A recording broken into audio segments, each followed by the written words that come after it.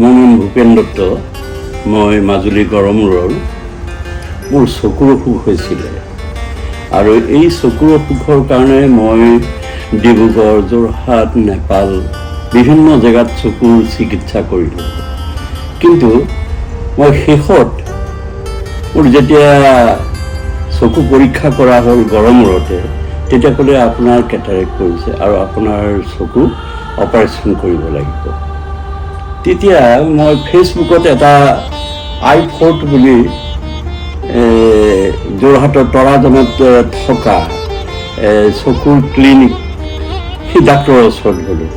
ফেচবুকত পালোঁ, তাত বহু মানুহ আৰোগ্য হৈছে আৰু মই পাই পেলাই তেতিয়া মই যোৰহাট গুচি আহিলোঁ। আহি পেলাই i4 ডাক্তৰৰ লগত মই পৰামৰ্শ কৰিলোঁ।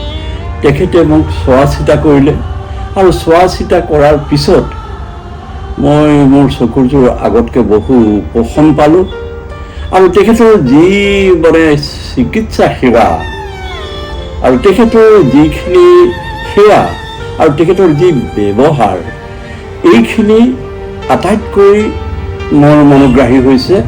আৰু যিখিনি ব্যৱহাৰে মোৰ চকুটোতো ভাল হৈছেই আৰু ব্যৱহাৰৰ কাৰণে মই মানসিক শান্তি পাইছোঁ।